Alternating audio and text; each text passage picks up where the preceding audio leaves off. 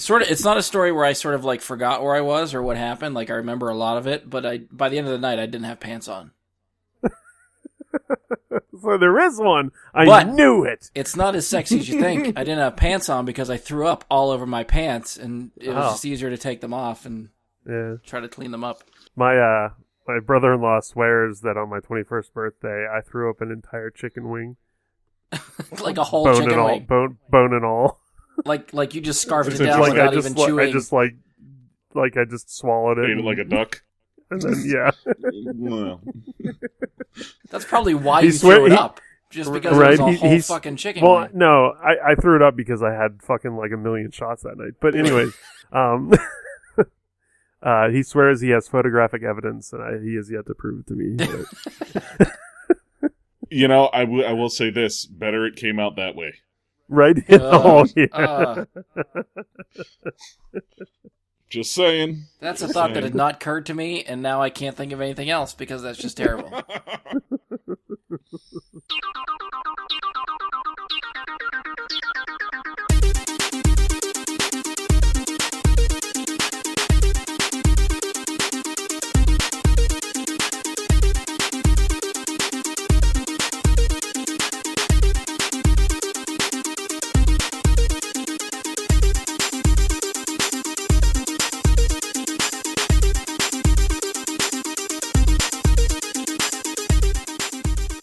Hello and welcome to another episode of Brad Guy and Super Friends. I'm your host, Brian Labick. Joining me for this episode is Andy Stoles. What's up, podcast people? And Mike Bradley. Hello. So, I know it's been a few weeks. We've been away for a little while. I had originally planned for this episode to be a Ready Player One review when we come back. I couldn't get as many guests as I hoped for that one, so we're going to try to postpone that for next week. Which seems like every time I try to do a review episode, we end up delaying a week, so this should be nothing new for people that are frequent listeners to the show.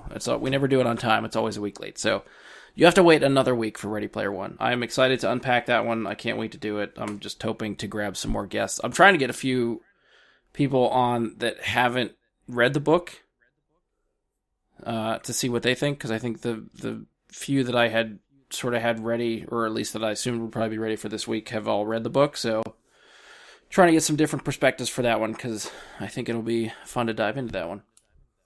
So, since we pushed that one back and we're trying to find something to do for this week, we needed to come up with some sort of topic, and I started thinking we haven't really done a What's Up With You episode in a while, plus those are usually pretty easy to throw together last minute, so it seemed like the perfect opportunity to catch up with my guests for this episode. What's up with you? Not much, man. What's up with you? So, if you haven't listened to one of these before, this is basically just time for us to chat about what we've been watching, playing, reading, other stuff that we've been getting into that we haven't really covered on past episodes or other episodes before. So it's a little more casual. We really have no idea what everybody else will bring to the table, but it'll be fun. We sort of decided before we recorded that Andy is going to be up first. So, Andy, woohoo! What have you been up to? Okay, well, the thing I'm most excited about, I think, is a game for Xbox One called Sea of Thieves. I like how you added, you think you're excited about it. Well, there's a lot of other stuff I'm excited about, too, but this one, I think, outweighs the others. Because it has pirates? Arr! So wait, you're on Xbox now? Yes. Oh, I didn't know that had happened. I'll have to get your gamer tag at the end of the episode. Recently. I changed mine recently. I noticed that because I was like, who the fuck is this guy that showed up randomly on my list?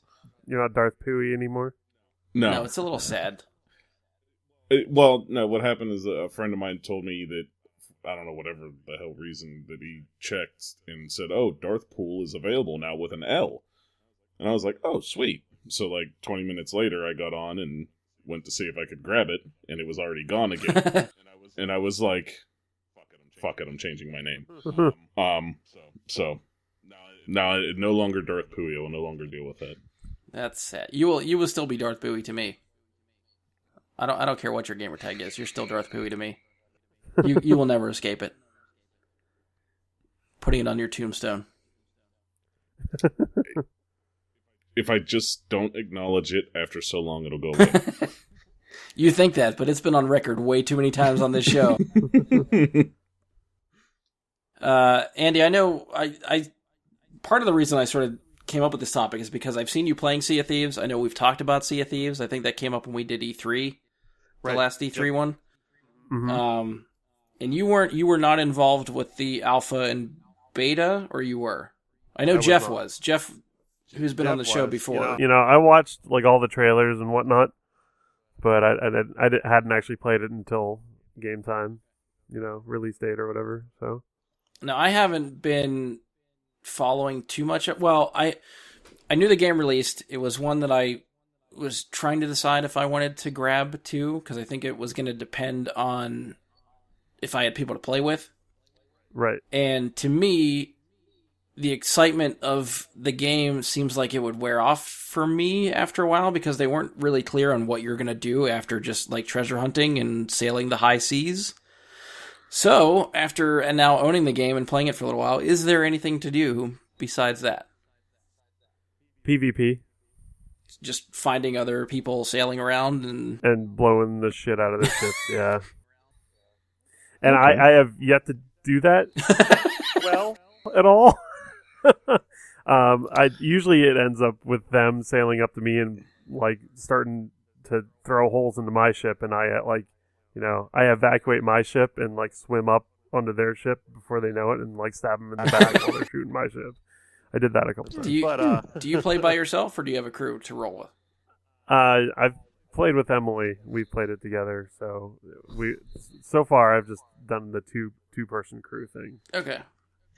It's a very difficult game to solo. And that's sort of the impression I got too. Yeah, because I mean you have to kind of like sail the ship, check the map, check the mast, scout, all at the same time.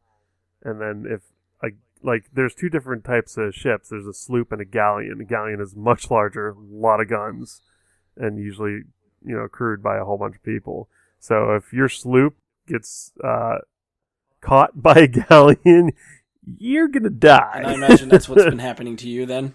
Oh yes, finding all the bigger ships everywhere. Yeah. See, we got to get you hooked up with Jeff then, because I know Jeff's rolling with a crew. Yeah.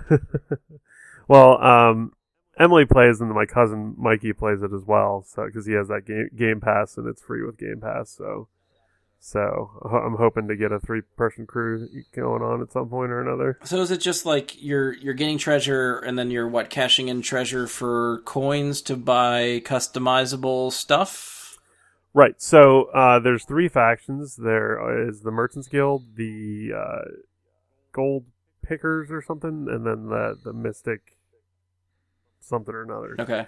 The Mystic something or another, you basically go hunting for skeleton crews on islands. Okay. So you basically go and you fight like a skeleton crew, and then eventually a skeleton captain will come up that's a lot harder, and you have to defeat that captain. And then that captain leaves behind a skull that you have to turn in. Okay. It's like a haunted skull or some kind of thing. It like glows green and has spooky sounds and stuff like that. The gold pickers, they give you a treasure map or 2, and then you have to discern which island it's on and go try and dig it up and whatnot. And the merchants one is actually kind of a pain in the ass because you have to run around and catch chickens. Oh, I did hear that. Yeah. Yeah, so you have to, we want a red speckled chicken by this time at this date at this place. And you're like, where are those?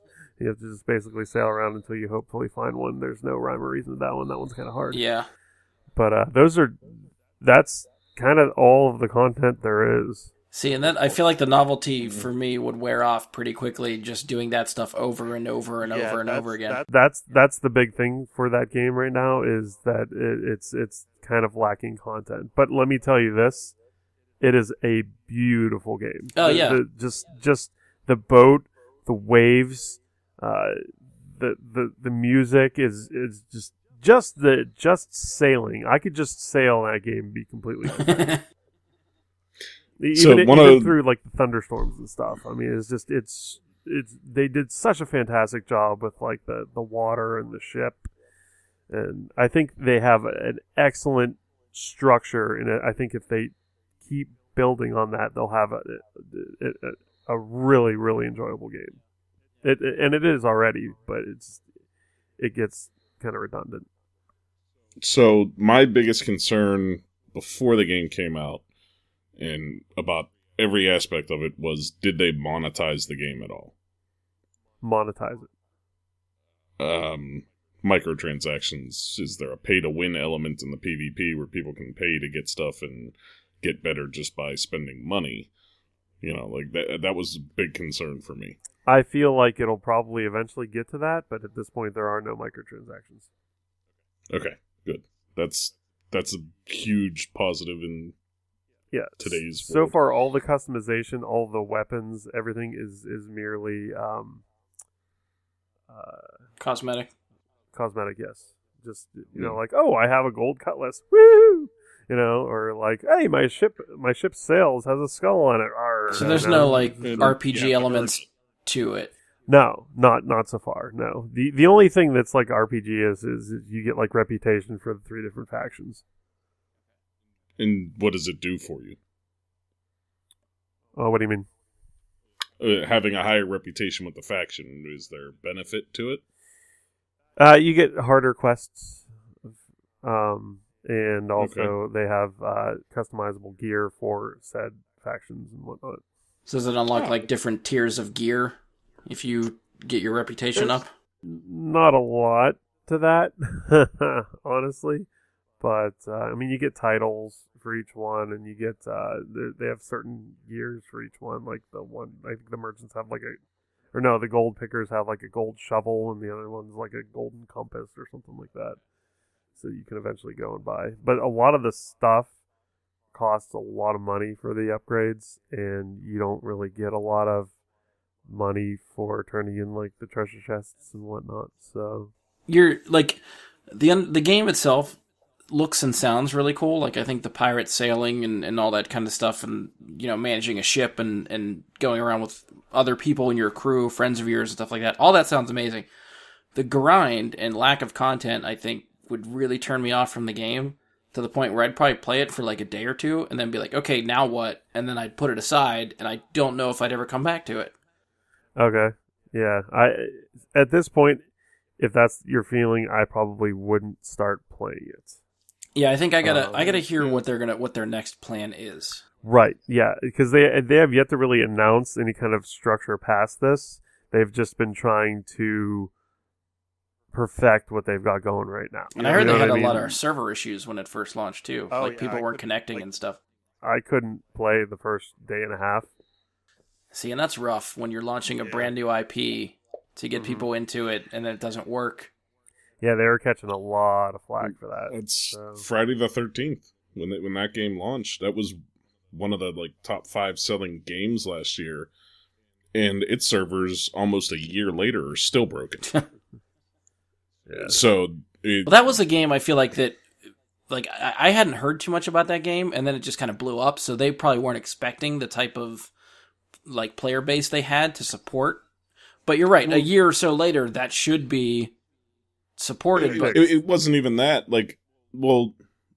That game they needed dedicated servers because every match had a host, and as soon as the host, they had problems where the host would get killed by Jason, and they'd quit, and the whole match ended, and nobody got their experience points. None of that happened.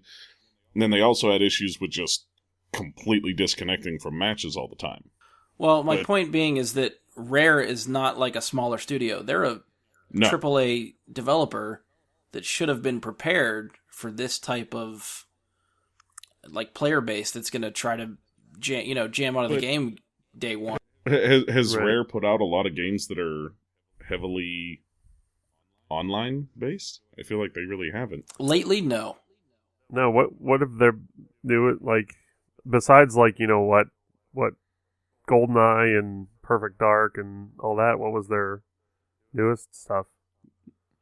Probably Donkey Kong, right? I think the last thing they did was the Rare Replay thing, right? It was a game that was all of their classic stuff on one disc.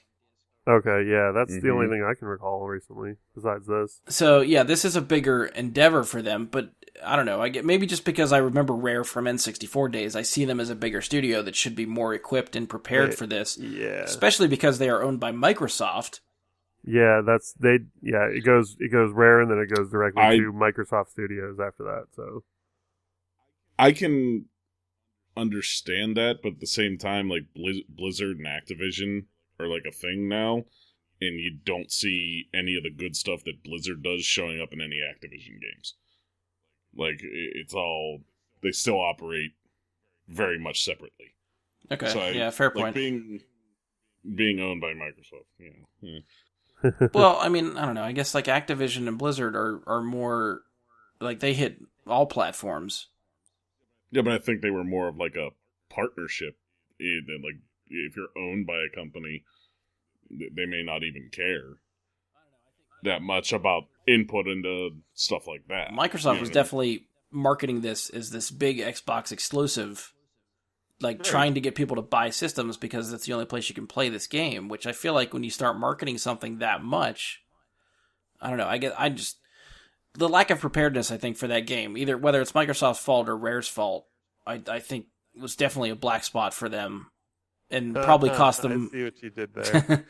Probably cost them some players from day one. People probably bought the game, and I know there's when you start reading the internet comments, there's people that are so fucking petty and very quick to judge some of these games. Where if it doesn't work day one, they're like, "Well, fuck this thing, I'm selling it back."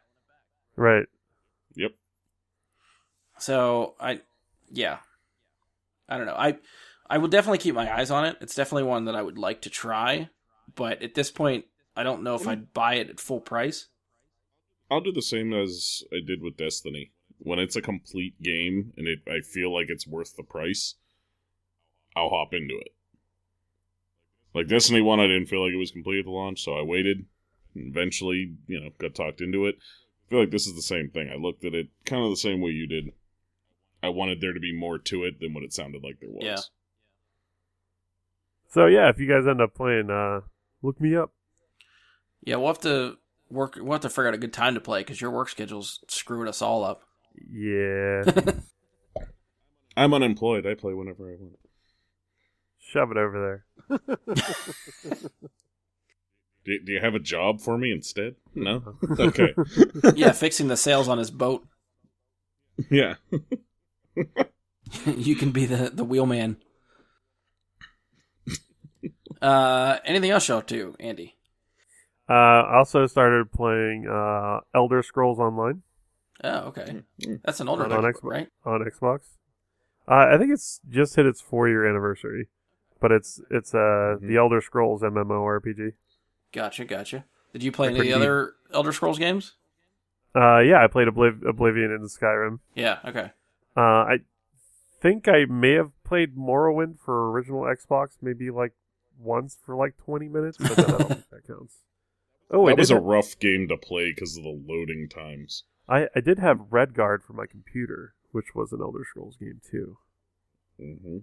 Yeah, that game sucked. Anyways, Oblivion and Skyrim are really good, and this Elder Scrolls Online is a lot of fun too. So, yeah, my brother-in-law got really into Skyrim on PS4 to the point where he's like, I want to play other games, but I keep coming back to Skyrim, and he just had to...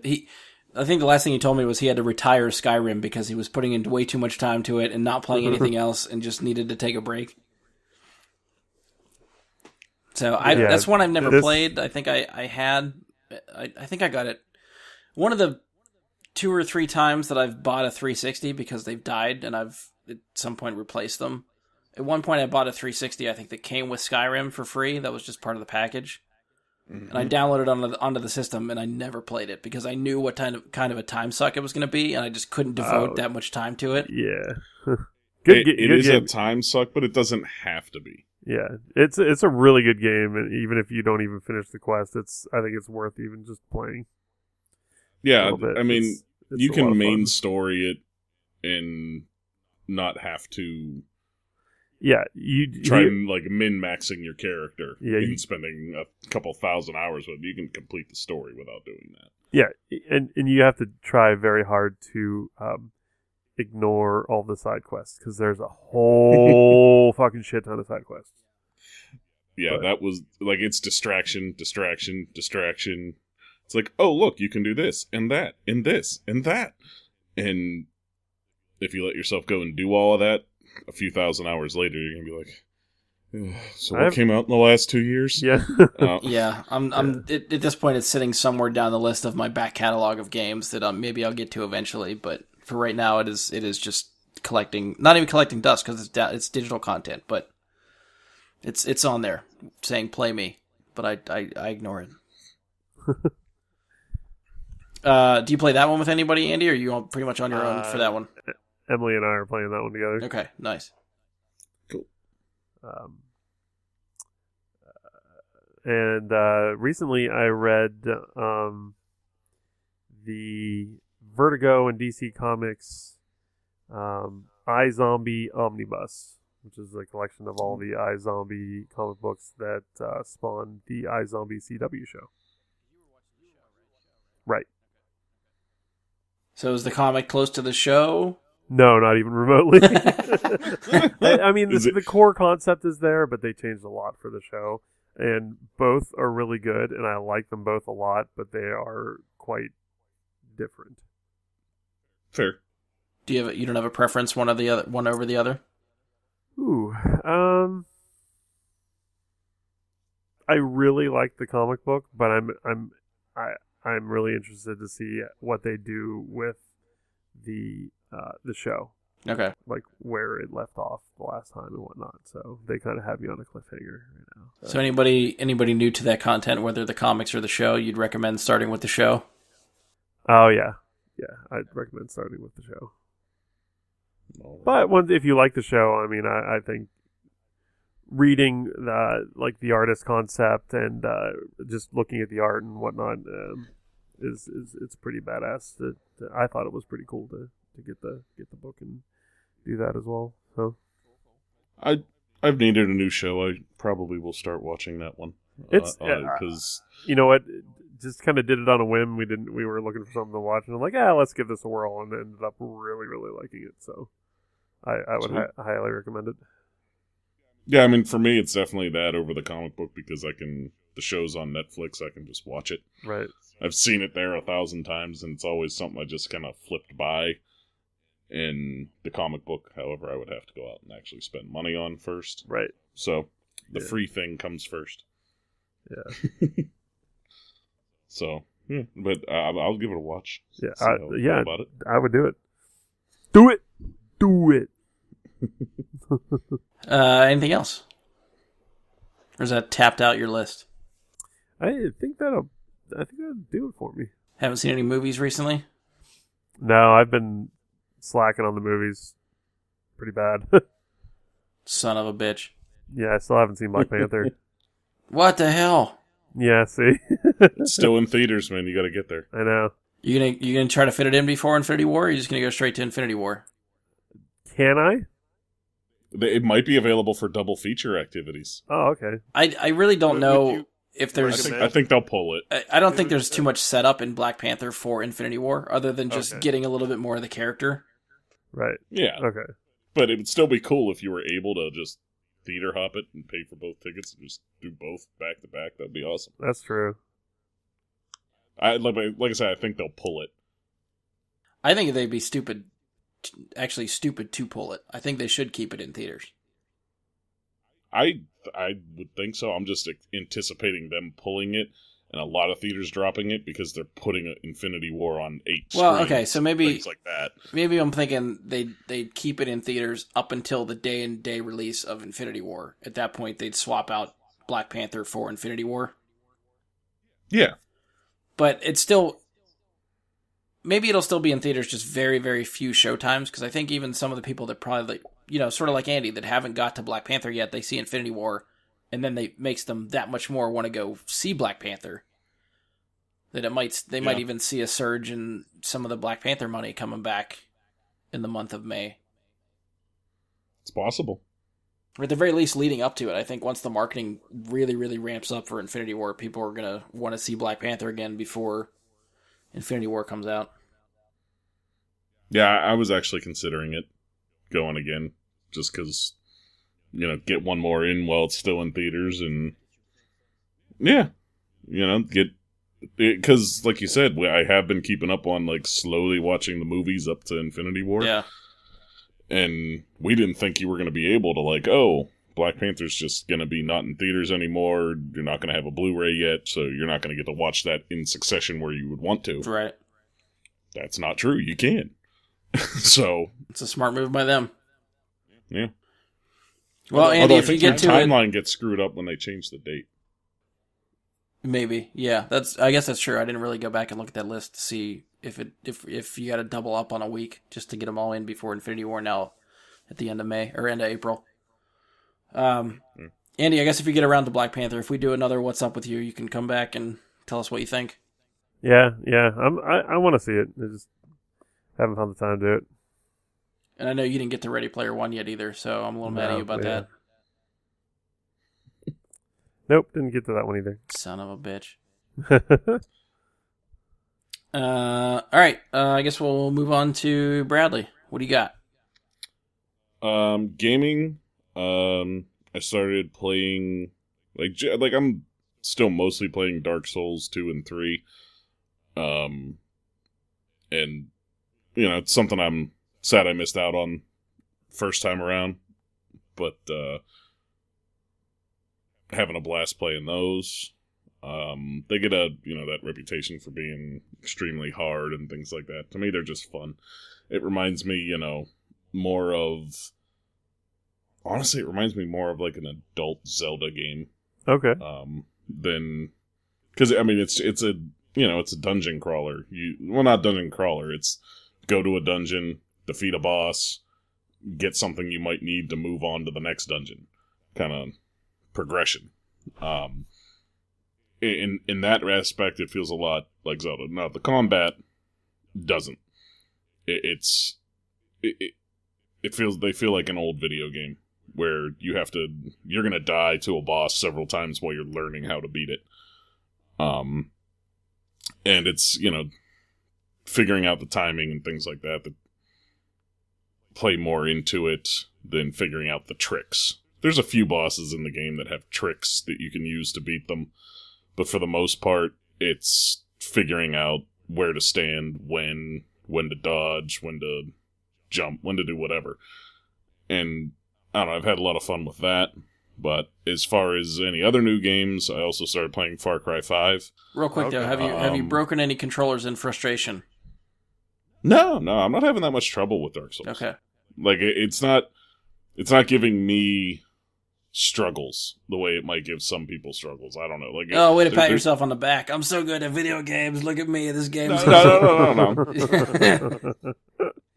Don't get me confused with that. Everybody has their niche, and I don't find it frustrating when I die to a boss 20 times trying to figure out how to beat it. To me, that's a challenge, and it's a rare thing to actually be challenged by a video game these days. That I love it. I want more games that throw an actual challenge where I'm going to spend a long time trying to get through a boss. I've beaten both of the games now. I'm on my New Game Plus playthrough on Dark Souls 3. Considering about the downloadable content for it. I didn't even look at the prices on it and what it is now a few years down the road. But if the downloadable content's cheap, I'll go in just to get a few more bosses that you can kill. Because what the hell? The edition of 2 that I bought that's available for Xbox One, it's the only one you can get for Xbox One. It has all the DLC, because it was an Xbox 360 game. So, but it's kind of like a remastered version, so they updated the graphics to full HD now and everything. And I started playing it because I seen they were releasing the first game as a remaster in May. And I had played the first game, and I kind of wanted to get back into the series.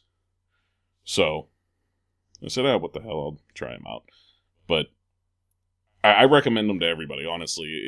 Don't let the level of difficulty put you off of it. Yeah, because that's It's- kind of what I've already done. Well, that's what I'm saying. Like, don't be intimidated by that supposed level of difficulty. It's not as difficult as people want it to seem. I feel like, like the community for Dark Souls has always been very toxic, and they want it to seem like that elitist community and everything like that. It's not as hard as people make it seem. Okay. Yeah, whatever. Exactly. And anyways, moving on. Real quick though, Andy, have you played those games? Is that what you were talking about? My brother had what was it? Demon Soul 1 or something? Was that where it started? There was, Demon Souls was the first game. Yeah, and that was like I couldn't even get past like the first fucking hallway. So yeah, you did break a controller, is what you're saying. No. I mean, I've done that. I've done that before on other games, but I believe you were there for that, Brian. Anyway, I've told that story a few times, I think. Yeah. It was I didn't dark break days. one. I didn't break one there. I was just kind of like, yeah, this game looks fun. The graphics are cool, and like the concept is really awesome. I just can't do anything, and I give up. Okay, bye. Well, the hardest parts of these games is getting past the first 2 hours of gameplay. It's getting through those first 2 hours, getting your level ups in, getting leveled up enough that you don't just get killed instantly by everything. Getting a feel for it, getting your timing down, all that sort of stuff. It comes as the most difficult phase in any of these games. Okay. So if you can get past that first bit, what's after that is incredible. Wasn't able to get past that first bit.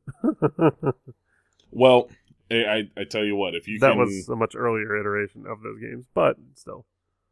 Well, on Dark Souls 3, if you can manage to get past the very first bit and get to the first bonfire, I can make your life a lot easier, because Dark Souls 3 allows me to drop you stuff to level up with. Oh. So you can join my game, and I could just drop you a bunch of souls, and you could level up instantly to whatever level you can get to from whatever amount of souls I managed to give you. That sounds kind of cool.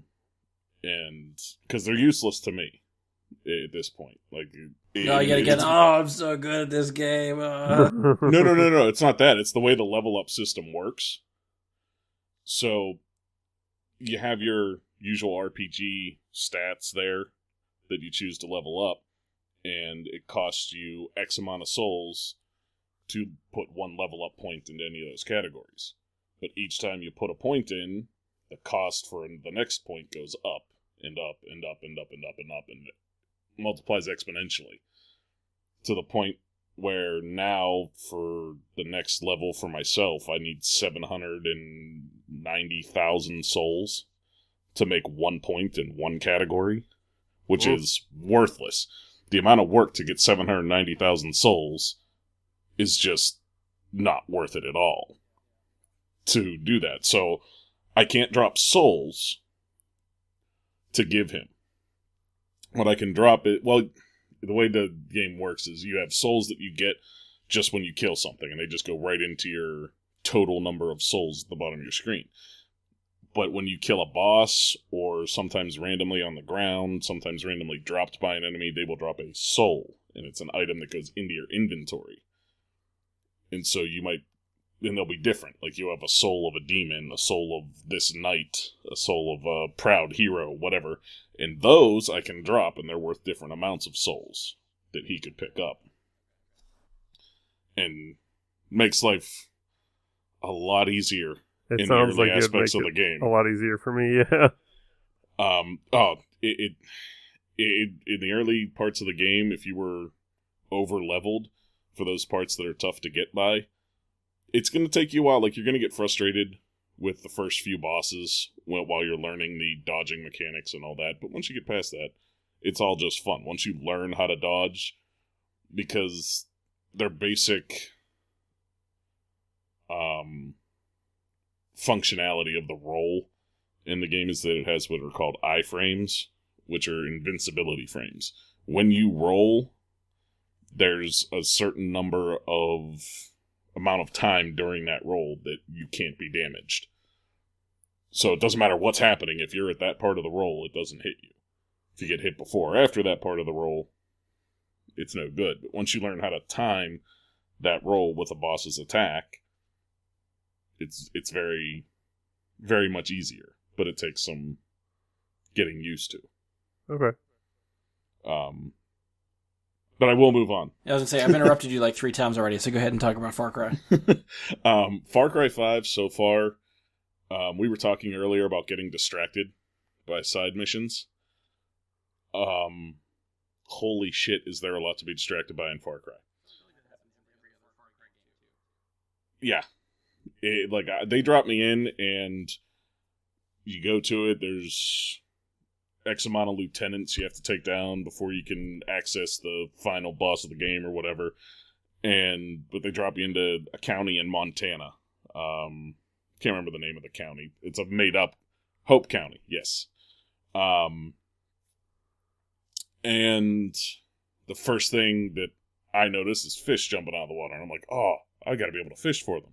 And then I go and I talk to the first merchant. He sells a fly fishing rod. And I'm like, holy shit, I can fly fish in this game? Because, I mean, that's what I do in real life. I go out, I fly fish on the water, and I'll spend days doing that shit. And, I think Next I've thing got Mike a few knows, hundred 3 fish. days later, he's done fishing, and he's got 100 fish from Far Cry.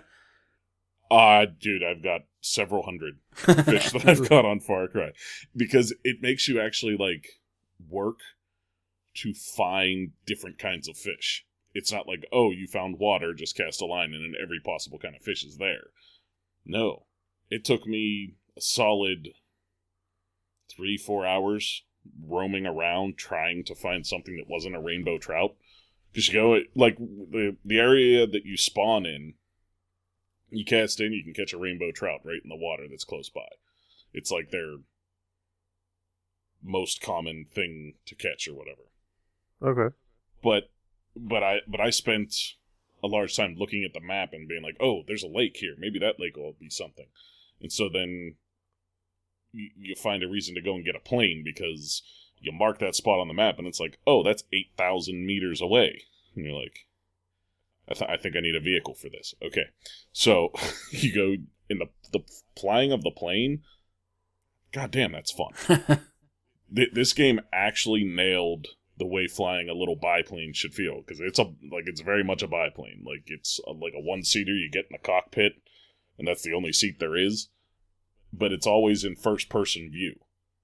You cannot get out of first-person view in the plane or in the car. And I like that about it in the plane. In the car, God, it's awful. Yeah, that's just something I've had to get used to for Far Cry games. It's a first-person game. You're in first person through all the cutscenes. You're in first person through everything you do. There is no breaking that first-person wall, which is a choice they've made for the game. But for someone like Mike that likes to drive in third person, it can be a little rough. It's not even just driving third person. I don't mind driving in the first person. Their cars handle for shit. Oh, yeah, I guess that too, yeah. The plane handles beautifully, and it feels like good when you're doing it. Like, I didn't even crash the first time I went to land the plane. It felt great. In the car, I'm like, turn left, damn it. You're turning left, and it's like, this game is not set, 100 years ago. There's power steering in these cars, and it doesn't feel like it.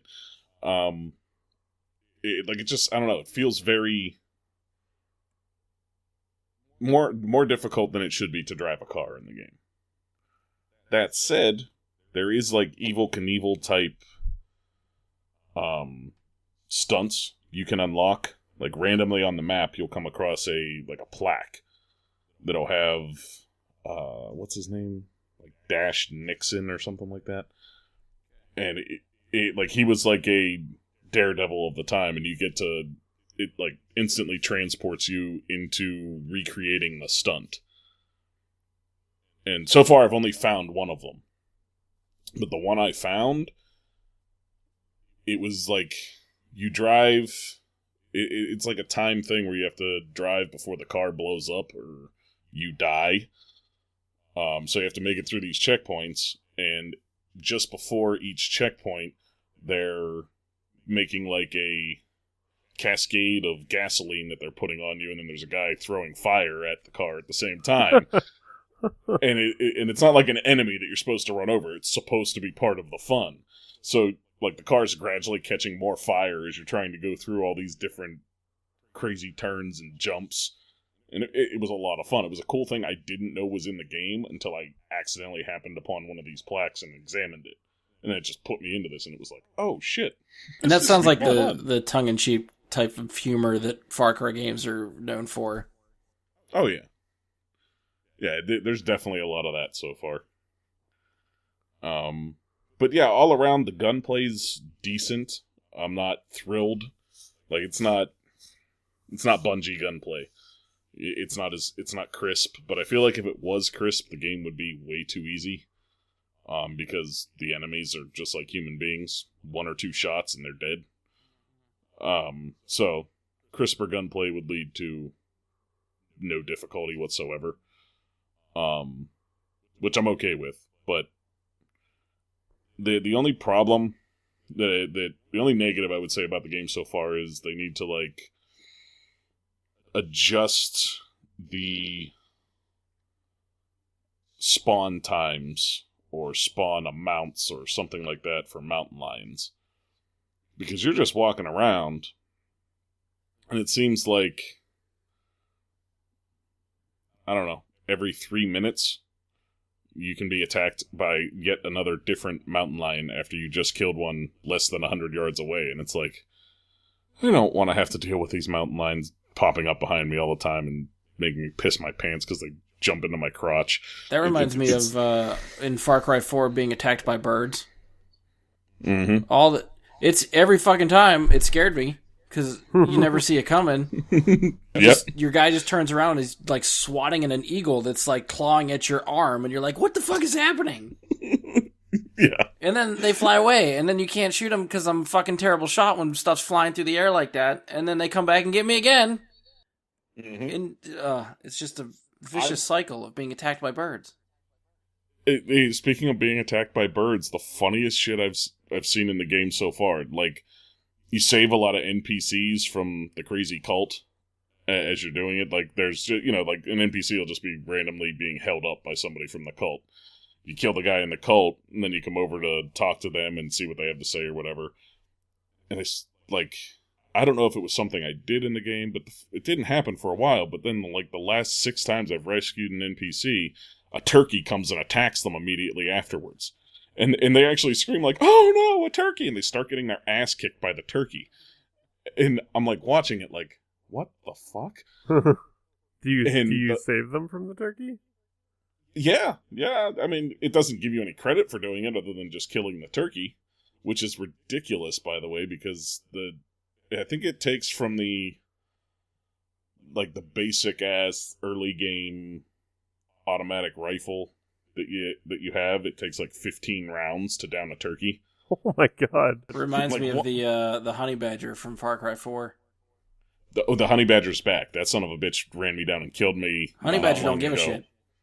No, it really doesn't.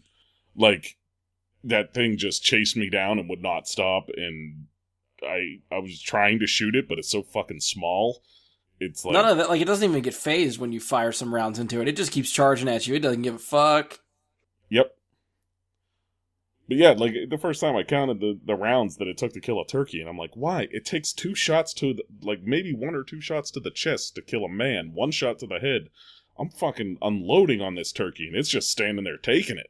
And I'm like, the fuck? It's a turkey. This is not, like, oh. That said, overall, it's fun. It's nonsensical fun, but it's fun. Yeah, the Far Cry games have always been fun for me. Like, I don't think I've ever played, like, the first 1 or 2. I think I really got into it with Far Cry 3. Mm-hmm. And I bought 4 when it was out for a while, and I could get, like, the Gold Edition or Game of the Year Edition, whatever, to play all this stuff. And that one took me a while to get through, too. I don't think I started playing one of the DLCs and never finished it, but I know that being in the mountains of Far Cry 4 was really, really cool. All the settings and everything for that was awesome. There's a lot of stuff to explore. It takes you a really long time. So and Far Cry 5 is another one I'd like to get into, but I've become very stingy with buying games at $60, where if I don't feel like I need it day one, I'll just wait until it drops in price or they get a Game of the Year edition, and then I'll pick it up. Right. Well, I actually did not buy it. The guy I game share with bought it. Well, So- yeah, well, either way. Yeah, like for me, the guy I'm game sharing with, he's like, "Oh yeah, by the way, Far Cry 5 will be there." Yeah, like I pre-ordered it. I'm like, "Oh, okay, cool. I'll try it then." Like I wasn't gonna buy that game, but excellent. Something else to mess around with, and I'm having fun with it. So what the hell? Anything else for you, Mike? Yeah, just today I actually watched the new Netflix movie called The Titan. Sam Worthington. Oh, okay. I do know what that is. Yeah. I was Can you give us a summary? Like, what the hell's it about? What is this? so it's Sam Worthington's the only notable actor in it. There's one girl that's on Game of Thrones that is in this, but I do not know her name. But it's not like a star-studded cast. They kind of, I think, blew their production budget on Sam Worthington and getting him into this. But it's essentially, I want to say they said like 2060, 2070, something like that is the year. And the Earth is soon to become uninhabitable for man. They're estimating 10 to 20 years is all the Earth has left before people starve to death. Because we've just depleted all our resources, whatever reason they give. All sorts of different reasons. And their hope is that we can one day populate the moon of Titan, or the moon Titan of Saturn. Okay. And in order to do so, their plan is to take a bunch of highly capable military types from around the world and turn them into Titans. They have to make them like adaptable to Titan's environment, right? To be able to live there. Yes. So Titan has a methane ocean. It has, there's all kinds of reasons why Titan would be inhospitable for human beings. Right. But they assumed with a few adjustments that Titan would also be among the most hospitable places in the solar system.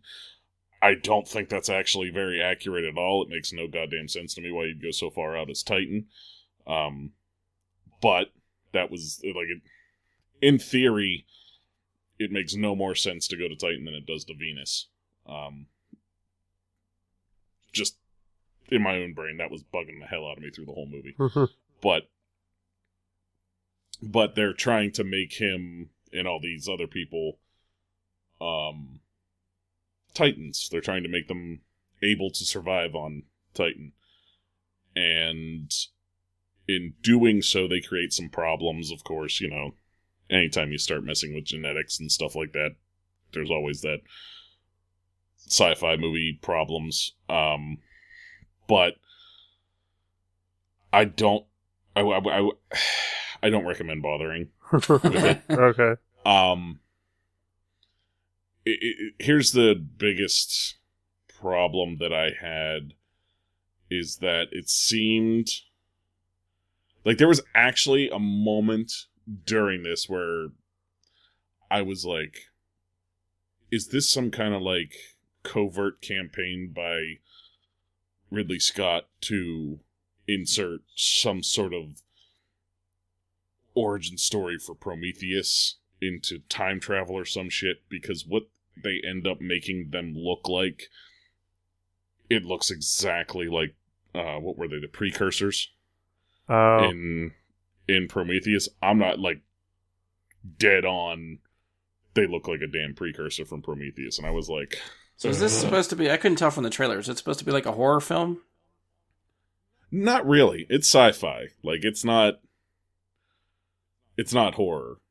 There's no, suspenseful this, that, or the other. It's more, I would say it's, it's a sci-fi movie that's trying to make a moral point, and it fails utterly on just every account that it tries to make. Like, it fails as a sci-fi movie because, quite frankly, they don't explain any of the damn science. They don't even attempt to.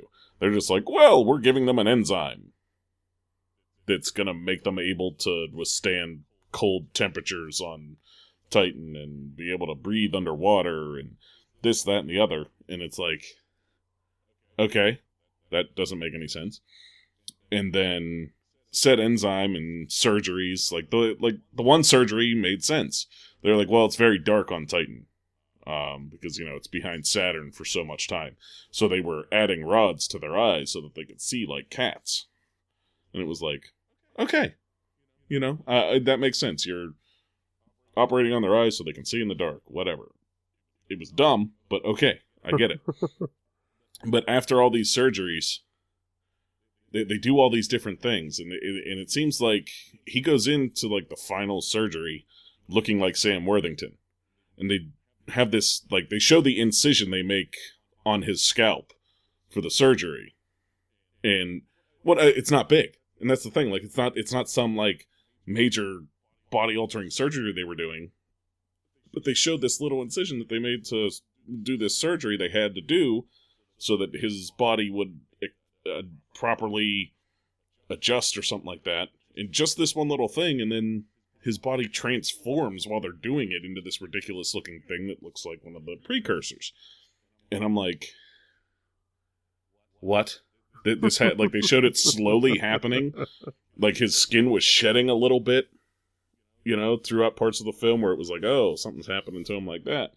And then from one little surgery, it just happens all at once. No shedding, nothing like that, no explanation on that end. And then all these intentional changes they made to them, they never mention that they also gave them weird tentacles that come out of their fingers that are... Yeah. So I know you're getting, like, you're trying to turn people off from the movie, but I feel like anyone that wants to watch it, like, you might be venturing into spoiler territory and describing too much stuff for someone that may actually want to watch this. So I'm just going to say reel it in a little bit. Okay, fair enough. I'll reel it in and say... if what I'm telling you makes you want to watch it, don't. I was going to say, I was intrigued by, like, when you first started talking about it, and now I have no desire to see the movie. The premise was very intriguing. Bad. And that was about it. The premise was intriguing, and that's about where it ended. Same idea. I watched another movie today that I had not heard of before. And I think it was called Revolt, something like that. It was a movie that looked very much like a crap B-movie, awful sci-fi flick. But when I looked at the information on it, it said Lee Pace was the lead actor. And I was like, oh, might not be terrible if they got Lee Pace to do it. Yeah, Lee Pace was the guy who played Ronan, right? Yep. Mm-hmm. Yeah. Yeah. It also Lord of the Rings. Yeah, and, yeah. The Hobbit, yeah. Yeah, The Hobbit, yeah. Gotta specify that. Yeah. Yeah, you do, sorry. So, that movie, especially after having just watched a bad sci-fi movie before it, I got about 20 minutes into it, and I was like, how the fuck did they get him to sign on for that? And I just turned it off. Huh. Oh, and I wasted my time today watching The Circle. Oh, fuck. Did you watch that with John Boyega and what's her name, Hermione? Emma Watson, that movie Tom Hanks, fucking Patton Oswalt. Sucked. That movie sucked ass. You know what? And I looked at it and I was like, I've heard this movie's going to be bad, but I'm just going to check it out for the hell of it. Oh, yeah, right? What the hell was I thinking? Right? It's so bad. The absolute worst ending to a movie I've ever seen. Right? That was actually one of my big disappointments from last year, if you remember on my list. Oh, okay. Yeah, I did remember that making sense. I think it made Josh's disappointment list, too, because I think I remember him talking about how much he didn't really care for it either. Yeah, it's the ending of the movie makes no sense. The middle of the movie makes no sense. There's so many things that make no sense. The good actors they got for this movie really try to hold it together, and they fail in spite of themselves. Like, Tom Hanks still feels like a good acting role in this movie. It's just the story built around all of this is just crap. Pure crap, yeah. Like, like the performances. Bill Paxton gives an amazing performance in this movie as a guy with MS. And he plays it so damn well. He does a great job. And it's lost because the movie is such trash. Right. And the movie's so bad it doesn't matter. And So you picked some winners for this episode. All the stuff you're talking about, man. Yeah, my movie-going experience of late, not that fantastic. I have seen Ready Player One 3 times. Oh, man. All right. Yeah, I went Wednesday when I kind of got the surprise, like, oh, look, it's the Wednesday preview because it comes out Thursday because it's Good Friday and they're doing the Easter weekend thing. So that never occurred to me before as to why it was released on the 29th. I had never thought of it in those terms. But I went to buy tickets for Thursday, seeing it was available for Wednesday, and said, well, shit, I can go a day sooner. Yeah. So did that on my own because my wife had stuff to do that night. And then she wanted to go on Friday, so we got tickets for Friday afternoon. And then I wound up going again on Tuesday. So, I'm not sure if I like it or not. I might have to go a 4th time and figure it out. Yeah, we'll get into that hopefully next week. Yeah, I'm not going to talk about that at all. That's another discussion.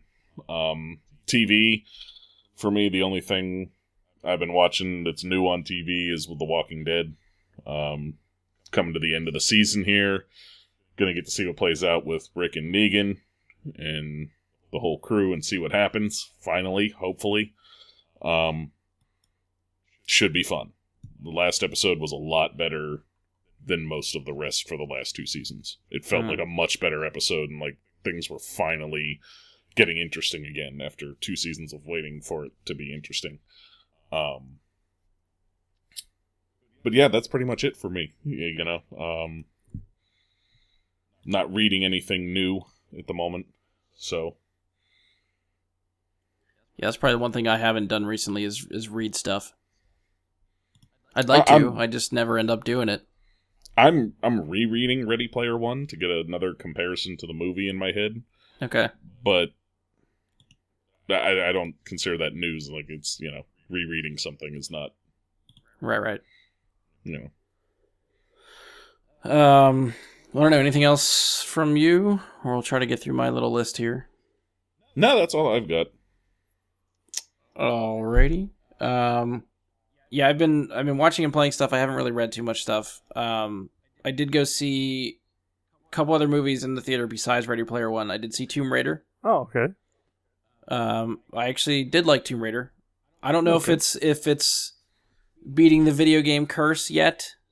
I think they did a pretty good job adapting what I know of the first couple rebooted Tomb Raider games, which was just Tomb Raider and Rise of the Tomb Raider. I think they take a lot of inspiration from both of those. There's some set pieces I think that are pulled from the game that you see in the movie. The director of the movie I have never heard of before. I don't know what he's done, but I thought he did a pretty decent job with what they were working with. I'd like to see this get a sequel and just to see where they go with it. Plot-wise, I think there was probably some predictable stuff that happens. I don't think there was too many like twist and turn surprise stuff, but even just having this, if you've played the Tomb Raider games, the most recent ones, I think having that sort of backstory and restarting Lara Croft the way they did in those games, I think worked really well. And since the movie takes inspiration from those games, I think it pulls off a lot of that stuff pretty good. The other movie that I saw was Pacific Rim Uprising. Okay. Which I'm still trying to grip with whether I like the first one or the second one better. The plot of the second one still has plot holes, probably like the first one does. Yep. But I think the cast did a really good job. Well, Scott Eastwood's kind of bland. I think everybody else does pretty well. John Boyega's fun. That one thing that I like really irritated me is they had the one character from, or there was the two main characters from the first one. There was Mako and what the hell was the guy's name? Charlie Hunnam. Riley, I think. I can't remember what his name is. What was his Riley. name? So Mako makes an appearance in this movie. They name drop Riley one time and give no explanation as to why he is not involved when all this shit hits the fan, being such a hero and involved in the first movie. I hate it when movies do that. Mm-hmm. Like, they just hope you forget about these things, and shit like that irritates me. I was mildly irritated by that. I was extremely irritated by the 100% like just stolen character story. Like that. For what? Did you see this movie too? Are you talking about what? I was Why are in you the looking theater with you when you saw this movie. Oh, god damn it, that's right. He literally bought my ticket to go see this. I got it from him at the theater. This is what happens. I feel like I see so many movies with so many different people. I honestly don't remember who I saw what with when. It's all good. I'm still frustrated after my fucking computer being a son of a bitch. I'm all off my game. My apologies. My apologies. It's all good. It's just funny. But the 100% rehash of a different character having the same backstory as a character in the first movie was just like, why would they do that? Yeah. It just... I'm not gonna... No spoilers or anything. It's just, there's one character whose backstory is identical to a different character from the first movie's backstory, and it's like, what? The fuck? Yeah. Like, did you watch the first... Did you just, like, be like, oh, big monsters, and did you miss that part of the movie? Was it not there when you watched it? Well, I mean... Whoever wrote the damn screenplay for this one? Like, wasn't it... It's like Guillermo del Toro, isn't it? Or he was the director? He was the first one. He produced this one. He did not direct this one. Okay. This was directed by Stephen DeKnight, who I think this was his first movie directorial... like the first movie he's directed. He's done a lot of TV. He was showrunning Daredevil for Netflix for a while. Oh, okay. Or I think the first season. Mm-hmm. And then got pulled off to start working on the movie. So, I mean, as a first directing gig, and you get handed this type of blockbuster that has this big of a budget and tasked with trying to make something out of this, I think he did a fairly good job. Oh, yeah. I still enjoyed the hell out of the movie. It was fun. Yeah, because it's sort of what we expect. You're not going into these movies expecting some really intricate plot. Oh, no. You just want to see what they string together to get the monsters. I want to see robots to fight these robots. Yeah. Right. Yeah. You're not in the theater there for the award season potential. And all of that I thought was fucking fantastic. The robot fights. Yes. That's all I would watch the movie for, because, I didn't have both much of these expectations movies for the first one either. I feel like you have, 5, 6 Transformers movies now? Whatever it is. Yeah. And I don't feel like there's a moment in any of the Transformers movies that is as cool as the robots fighting in these movies. Oh yeah, this is by far the best Transformers movie you're going to see. Yes. Yeah. And not to mention, like, the first Pacific Rim was all about, like, dark and moody, like, CG fights in the rain. This is daylight. You are seeing everything. Yes. And that's ballsy for this type of CG effects. Even Godzilla did the dark and nighttime thing. So having that much happen on screen that is in the computer in CG in daylight that looks real, that's ballsy, and it's really, really well done. Mm-hmm. So I did enjoy both of those. I had better time with movies than Mike has had recently. Although you saw Pacific Rim too, so yeah. Would you vouch for what I'm saying, or do you agree, disagree? Oh, I agree. Okay. I'm not. It's not going to get me to the theater again to see it, but it's a movie I'll probably buy when it comes out. Right. Okay. It's something I'm going to watch again a few times in my life for sure, because it's it's pure popcorn fun. You sit down, munch away, and just watch some shit happen on screen that is fun. And I will say, Charlie Kelly, holy crap, once again, fantastic as always. Charlie Kelly? Charlie, that's his name, isn't Charlie it? Isn't that Day. his last name? Day. Yeah, my bad. Yeah. I think Charlie Kelly's his name on It's Always Sunny. Yeah. But anyways, Charlie Day. Always fantastic once again. Kills it here. I will say, too, I never realized how much I missed Ron Perlman from the first one until watching this one. I said that to Josh at the end when the movie ended, and we were just sitting there during the credits, and I was like, I'm really sad that Ron Perlman didn't come back. They just ignored the end credits, like the post-credits scene from the first movie where he cuts himself out of the little monster. I was going to ask you guys if he made an appearance in this one. Yeah, there's little to alert. no continuation between the two movies. It's supposed to be a sequel. It takes place like 10 years after. Yeah. The only connecting thread is like the world was saved by, these specific people 10 years earlier from the monsters, and the rift has been closed. Okay, run with it. Here we go. Here's a new cast of people. This new Jaeger program's kicking up. They're getting a new class of pilots coming in, and you're meeting all new people, and they barely acknowledge the stuff that happened before. Okay. But just Ron Perlman having the smaller... Still plays off of the first movie, though. I'm not going to get into what it is, but... Yeah, that was a nice twist, I thought. Yes. For what happens. So that was actually... not. I don't know if it's creative, but it did surprise me, I think, when that middle of the movie thing happened. It was a much better explanation for having a sequel than the simple another rift opened up in the Pacific and we have to battle them again. Because they are setting up the plot that you think is going to go one way, and right at the middle, when you think you figured it out, it does twist it to something completely different. Oh, okay. Which is good. It was a good twist. Yeah, they throw that in there. Because it was going to be an eye roll had they gone with what I expected them to do. Okay. I'm being very vague because I don't want to spoil too much. I want to keep that intact for you people. know me and these spoilers, so... Yeah. So, yeah, if you get around to this one, Andy, you can let us know what you think. Okay. I think that's it for movie-wise. Television, I have been going through Season 2 of Jessica Jones. Okay. I think I just finished episode 11, so I should have 2 more to go. The first season of Jessica Jones is still probably my favorite out of the MCU Netflix series. Oh, I love that. Yeah. And I think it's somewhat of a slow burn, but it really starts to pick up like halfway through the season. This one feels like a slow burn that I'm still waiting to pick up. Ooh. Like Okay. I'm still waiting for it to kick into gear. Amy and I watched the second season like the day it launched. You got through the whole thing? And not that day, but we started watching it that day, and like 3 days later we finished it. Okay. We power watch. Like if it's a weekend, we're just like, okay, screw it. We're sitting here for 8 hours and watching. And we got through it, and it's not as good as the first season. Like it's not. But it's still way better than Iron Fist. Yeah. Way better than Defenders. So Defenders was okay. Yeah, I'll defend Defenders. I like Defenders.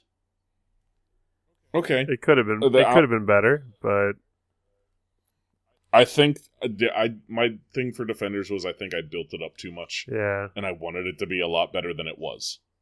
That's I wanted it to be the spectacle. I wanted it to have that to it, and it was, I don't know. Felt like an anticlimactic Avengers movie.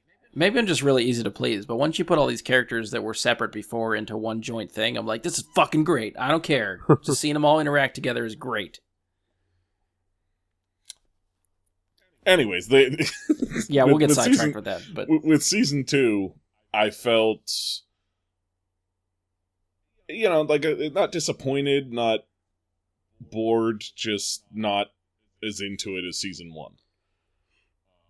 Like immediately after, Amy wanted to rewatch season 1, and I was all for it. And it was like, season 2 definitely didn't hold up to this.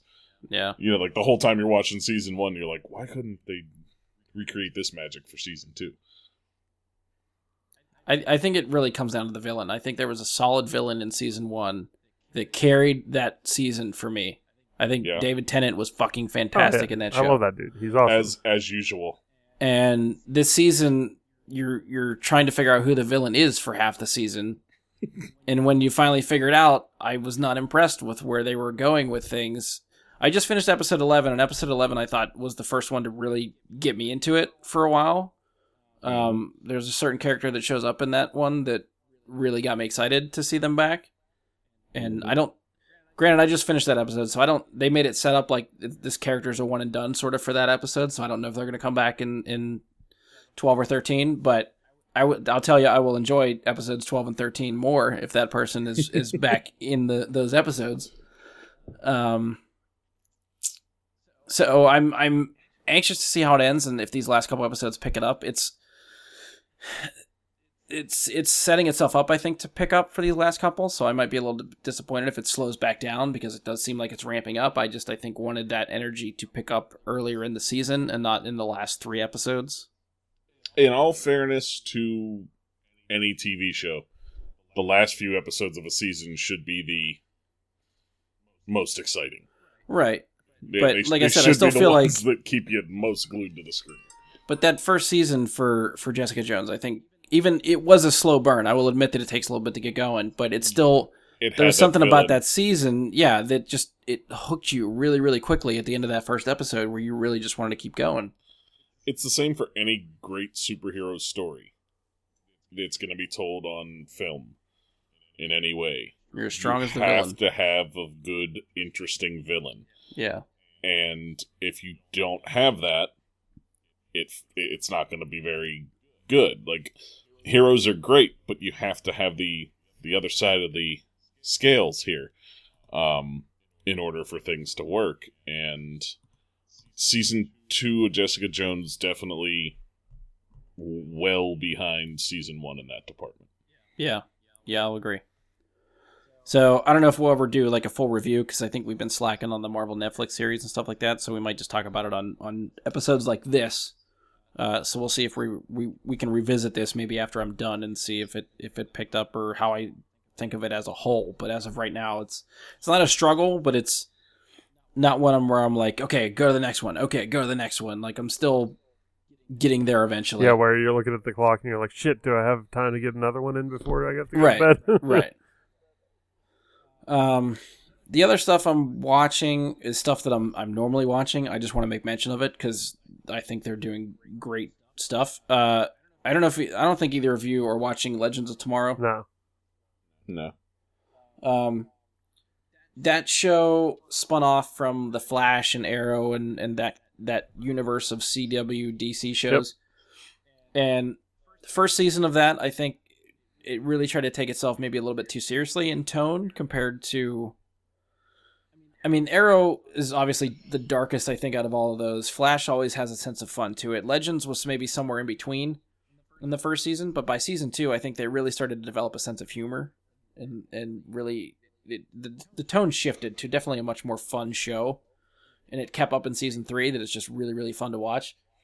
The last episode they did, which was, I think, I think they have one episode left next week. I think the finale is next week. And I don't know how much I want to get into it because half the fun is seeing it, but the episode title I thought was very misleading. They have a guest star in this season that so far has only been a voice for the villain character, which is why I think the title of the episode was a little bit misleading because I thought it was just a misprint for like the TV guide. But they have this guest show up in the episode. They make an appearance in the episode in such a creative and fun way that I just had to mention it because I thought it was fucking fantastic. If you've seen the episode, you'll know what I'm talking about. If you haven't, get into the show and watch it because I think it's worth checking out. I don't know if you can just jump into it having not watched Arrow or The Flash because characters are pulled from both of those shows into the show, so it helps having some of that backstory. But if you are that curious about Legends, then I'd say just jump into season 2. Maybe you'll spin off into the other shows from there, but I think Legends is underrated. I think they're doing a fantastic job, so that is my stamp of a recommendation for that show. Okay. Andy, I know you've been watching it, but I feel like you're probably still behind. Agents of S.H.I.E.L.D.? Very behind. How far behind are you? 3 seasons, maybe? Oh shit. Okay. Yeah, I still I haven't. think I'm closer than that. I still haven't seen the Ghost Rider one. Ooh. Okay. Okay, yeah, Uh. then I'm a little bit closer because I watched I think a third of that season. Okay. Agents of Shield gets so much crap for the way that show started, and trying to connect to the MCU, and having the hurdle of having to deal with the fallout from Winter Soldier right after the show gets picked up.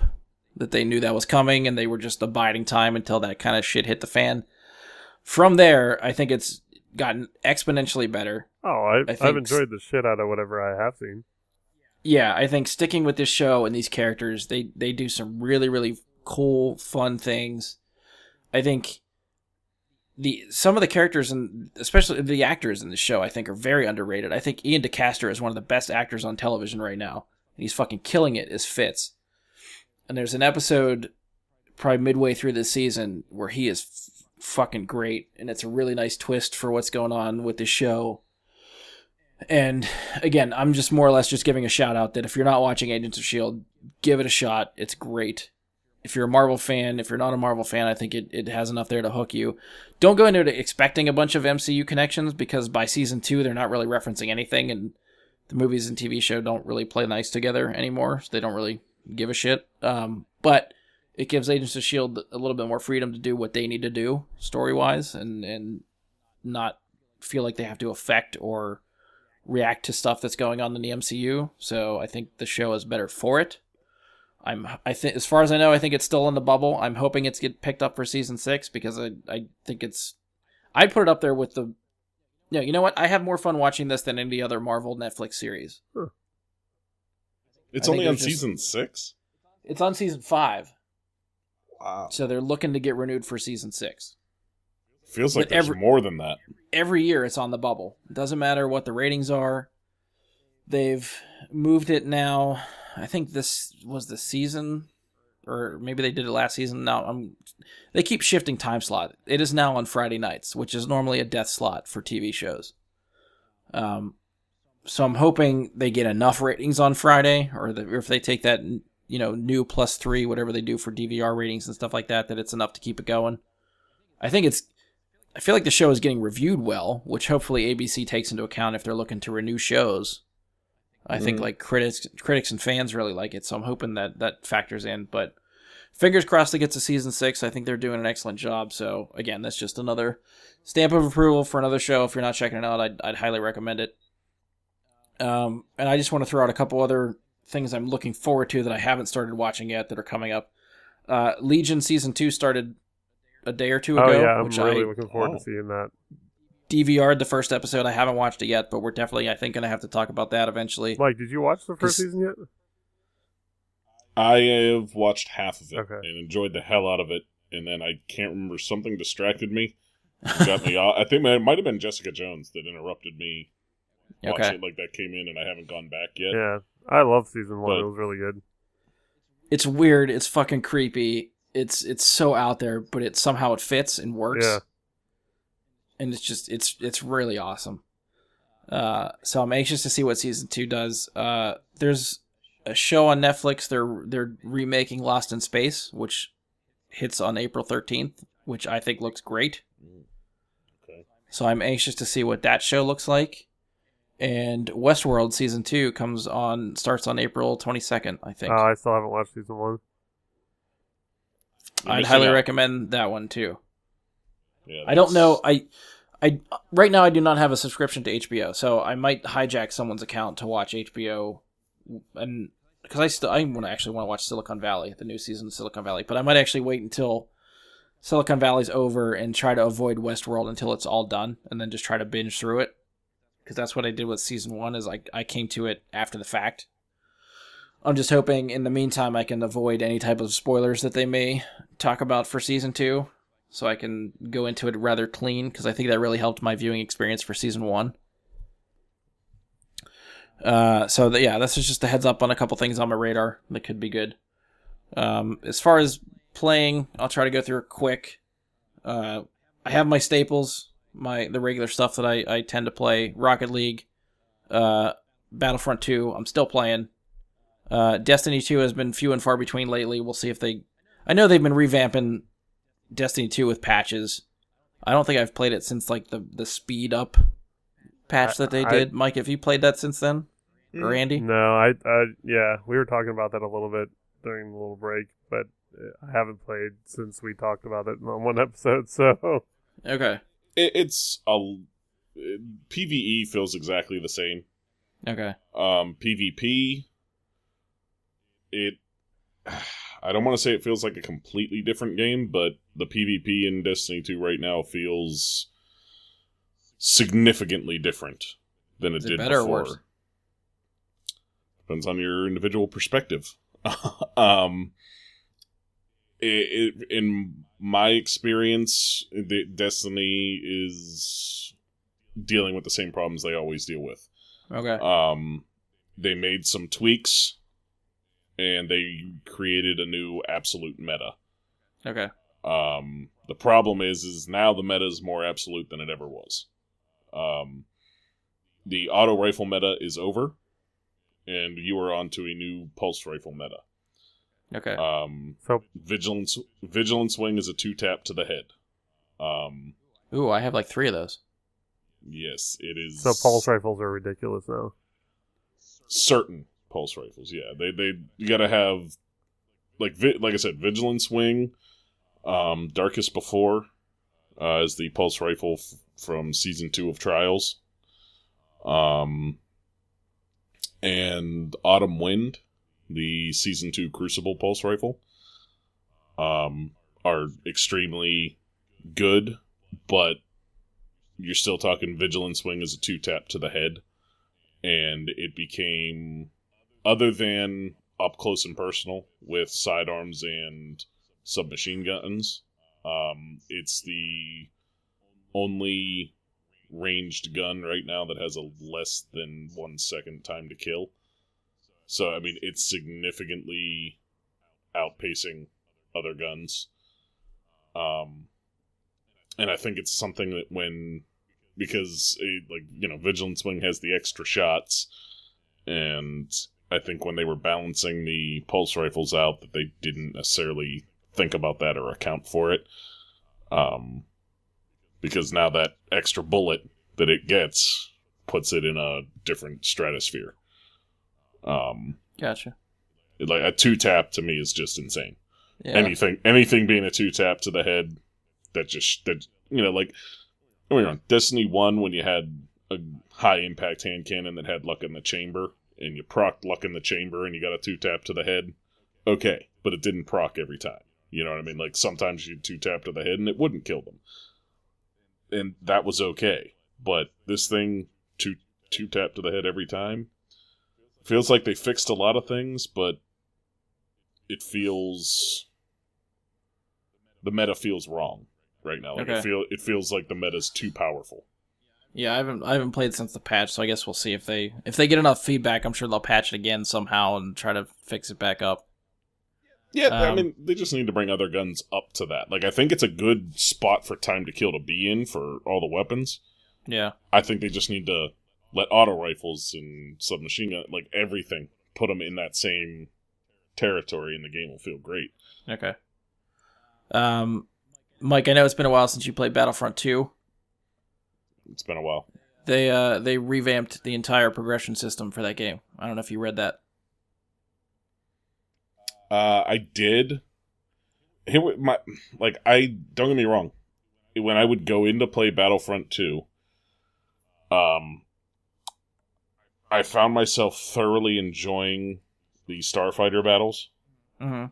And for the most part, I found myself kind of shrugging and wishing they hadn't changed so much from Battlefront 1, 3 or 1, whatever you want to call it, the Xbox One version of Battlefront 1, from the standard matches.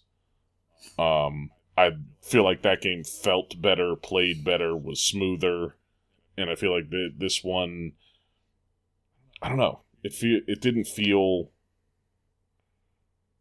it wasn't as fun to me. Like, I didn't have as much fun. It didn't feel as Star Wars as the first game did. This one felt, I feel like some of their set pieces weren't as immersive, and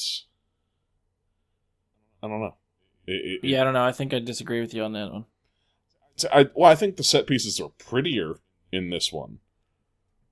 And I feel like gameplay wise, setting wise, everything you can do in this game, I think, got improved. I think everything got overshadowed by that loot box controversy bullshit that everyone was writing off the game before they played it just because of this loot box crap. But I think the gameplay wise, and especially that Starfighter stuff you're talking about, I think is really, really tight and really, really fun. And it's at the point now where they've basically taken out the loot boxes. They're trying to, if there are loot boxes and stuff in there, I think it's basically going to be for cosmetic stuff. Okay. And the progression system is now based on experience. If you use something, you get experience for it to level it up, and that's how you unlock the next level of a star card. You have to use that card, or use that class of character, or use that weapon. Even heroes, you can't just buy cards for heroes anymore. You have to use that hero to gain experience for that hero, level up that hero with experience, and then you can unlock another tier of a star card or unlock a star card to be able to use it. So, and did they rein back in the amount of experience it was taking to actually level up? They did that a couple patches ago. Okay. I think. I know they definitely did for, as far as like gun unlocks. They used to be like, get 1,000 kills with this weapon before you get something. And they reined it back to like 400 kills. So they almost cut it in half, basically, for what you need to do. Okay. Which still might take a while, but you have to sort of have an end game for people to want to come back and play that kind of stuff to unlock top tier, sure, or the last unlockable or stuff like that. But I mean, this is the system they should have had in place from the beginning. Yeah, well, that's what I was going to say. They didn't adjust those systems that they had in place for the monetization at launch. Right. So when they finally, when they said, okay, we're not going to monetize it and we're not going to launch it with that because of the backlash, they had that same progression system still in place. So you had these unattainable levels of XP and shit that you had to get just to unlock these minor upgrades. And that put me off of it early on because it was like, I don't have the time to level up enough in this game right now. And the other problem for me was the first Battlefront they put out, like I said, I felt more immersed in the levels. Don't get me wrong. The single-player campaign in Battlefront 2, every time they release something for that, I'll be there to play it. Yeah. I absolutely love it. The story, I think, is decent. It's not perfect by any means, but it's a good story, and it's fun. The PvP, I think Starfighters in this is much better than the first one. The first one was, I don't know. It was good. I still enjoyed it, but it wasn't as good as this. But just the standard matches, it's really hard to put my finger on what exactly about them screws it up for me.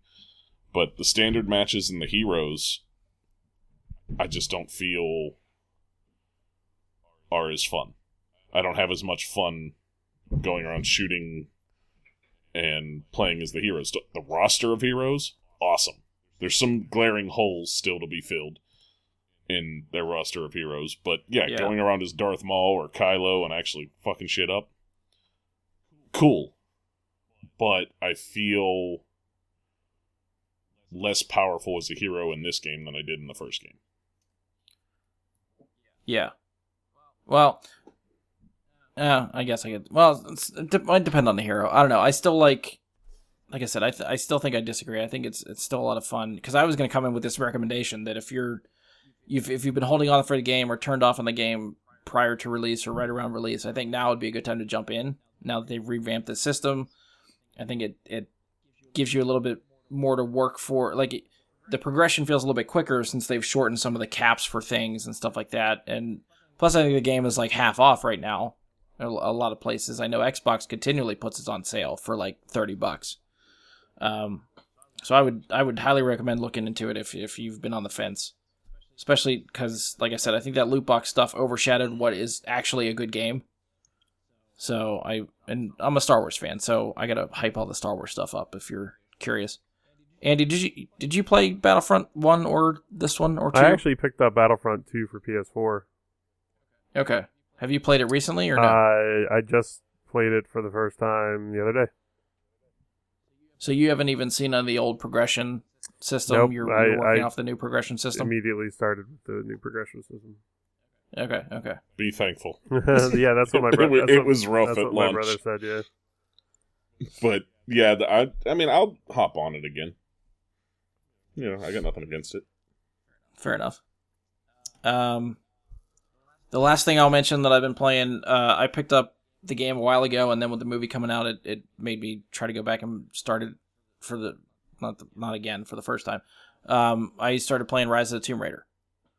Oh, okay. I played the first one. I enjoyed the first one, and then again with this movie coming out, I definitely was not going to finish the game before I saw the movie. So I had just started cracking into the game before I saw the movie, and then of course after seeing the movie, I'm like, well, shit, now I really want to play these games. So that's when I've been on by myself. That's normally what I've been sticking to, is playing more of the story in Rise of the Tomb Raider. And again, both of those games I think are excellent. I think the story's really fun. Combat's a little hit or miss as far as the shooting gameplay mechanic. I think I've played better third-person shooters and stuff like that before, but as far as a good adventure game, if you like Uncharted and want to play something similar with a female antagonist, Tomb Raider is the way to go. So I will recommend those. in relation to Uncharted, would you say better or worse? Uncharted is still the bar for me. Okay. I think it copies a lot from Uncharted. I think it does a lot of stuff that Uncharted did right. But I have more fun playing with Nathan Drake and seeing how that story plays out than their banter than Lara Croft. Not to take it away from Lara Croft. I think it's still an excellent game and is fun to play. It's just that Uncharted has such a high bar for me, it's hard to live up to that. Okay. I was just wondering, because I played all but the last Uncharted. And yeah, I need a PS4 for those. What was it? I don't know. Either last month or the month before on the Games with Gold. The one Tomb Raider game, one of the new Tomb Raider games was there for download. So I downloaded it. I claimed it, but I haven't played it. Yeah, I'd recommend those. I think both of them are pretty cool. Especially the first one does a really good job of rebooting Lara Croft, I think. Okay. And if you've even just watched the trailers for the movie, you'll see a lot of similarities between that game and what the movie's trying to sell. Yeah, I want to get to the movie. I was waiting to hear somebody tell me that it's not a complete waste of time. Because anytime it's a video game movie, you're always... Right. Yeah, I'd rather let other people be the test monkeys. And I still think happens. recently the best video game movie that I've seen, or at least the most fun video game movie I've seen so far, lately, maybe within the last year, is that second Jumanji movie.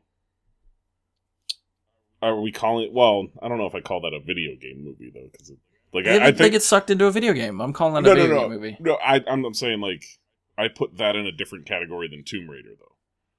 You're saying based on a video game? Is that your stipulation? Based on a video game versus a unique and original story made for a movie. Video game inspiration.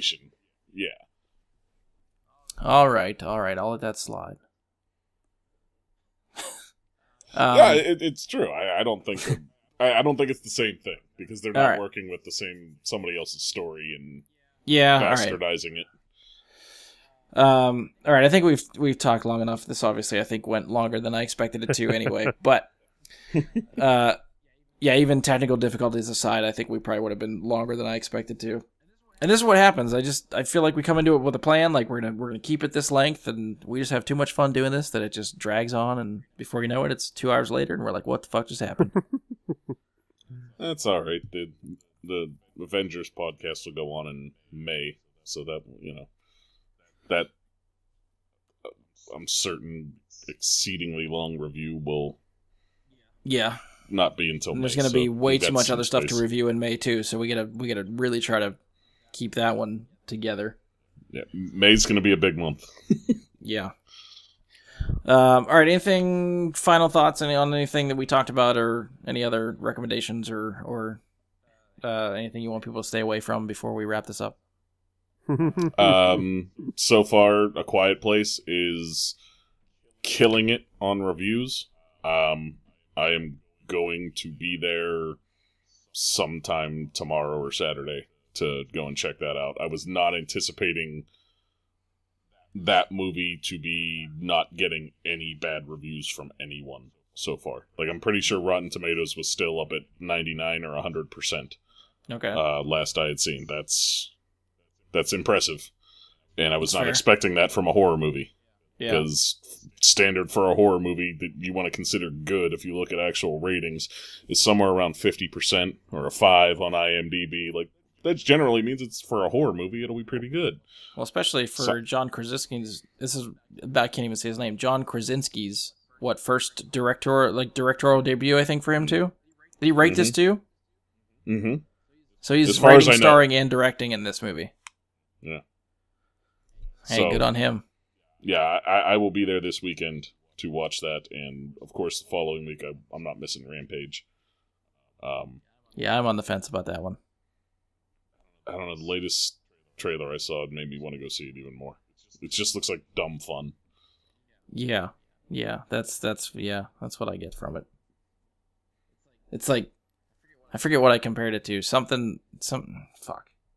Oh, it's like it just gives me a sense of Skull Island meets San Andreas, and neither movie really did anything for me. But when you combine them, With their powers combined. There's still a shitty superhero.